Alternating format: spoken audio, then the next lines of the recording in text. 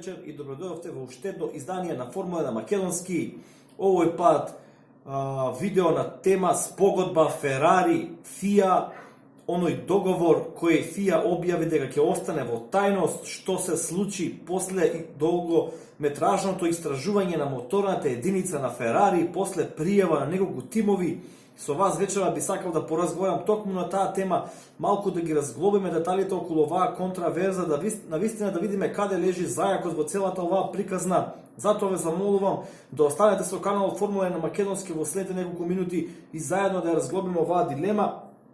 Би почнал хронолошки, значи на 28 август, крајот на минатиот месец, на предвечерието од предсезонските тестирање, непосредно пред самото завршување, во 18 часот излезе едно штуро, би рекол, една штура информација, една штура изјава од страна на ФИА, која гласеше: ФИА објавува дека по темелната техничка истрага донесен е заклучок од анализата на моторната единица на Ферари и оттаму е постигната спогодба. Внимавајте, спогодба, памтете го ова што го кажувам, бидејќи понатаму во видеото ќе се навратам токму на овој момент.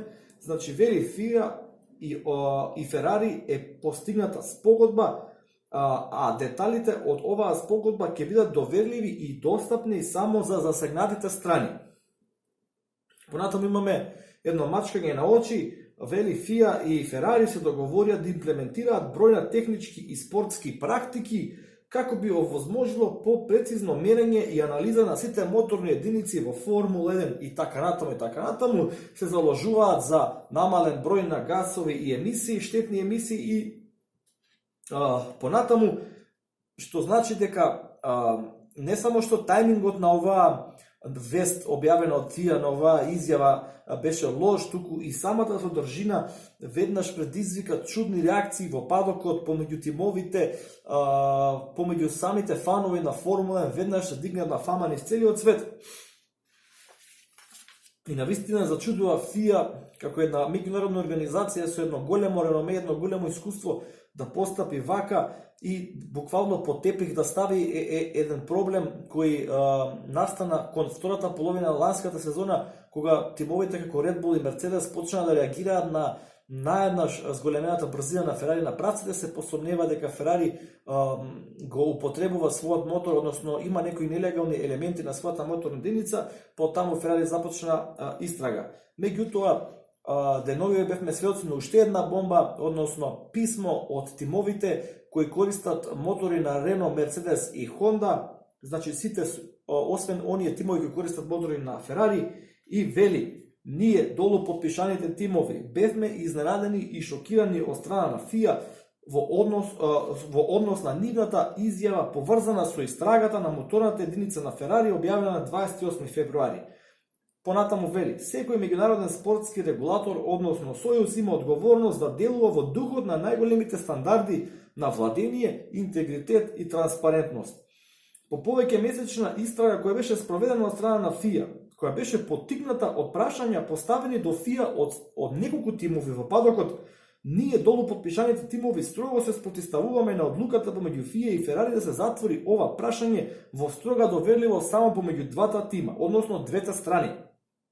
Оттаму ние јавно ја изјавуваме оваа наша заедничка декларација и бараме целосна и јавна разврска на оваа материја како би се осигурале дека нашиот спорт ги третира сите учесници ферски и подеднакво. Ние ова барање го доставуваме во името на фановите, учесниците и акционерите во Формула 1 и на крај вели: дополнително ние ги задржуваме нашите права да бараме легален лек во рамките на ФИА и во соодветното правно тело или суд, што значи дека ова прашање најверојатно ќе заврши во Париз на комисија во ФИА. Сега, каде е интересното? Зашто на повеќето од видеото ви напоменав дека е многу интересно што се спомнува зборот спогодба. Според мене ова значи дека ФИА, додека ја трајала оваа истрага, додека комплетно го разглобиле тој мотор на Ферари, таа моторна единица, сите компоненти кои ги содржи, откриле моменти според кои верувам дека Ферари не се придржува строго до правилата, бидејќи самиот правилник на ФИА би рекол, напишан широко и оставен на слободна интерпретација.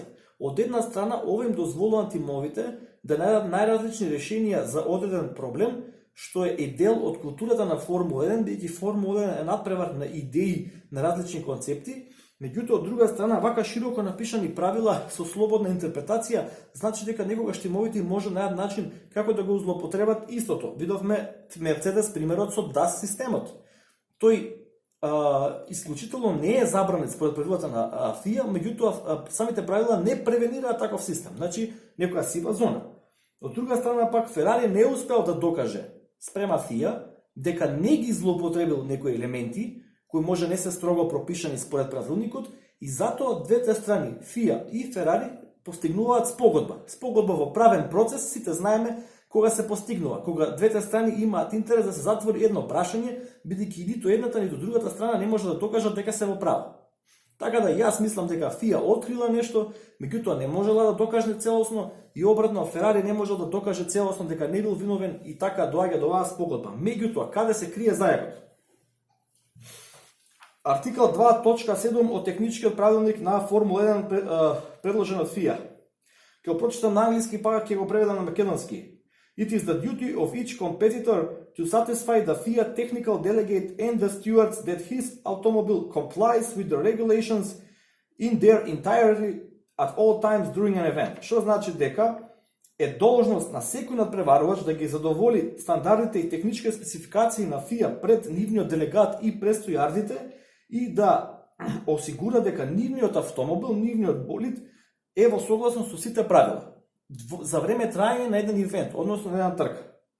Меѓутоа, потоа вели,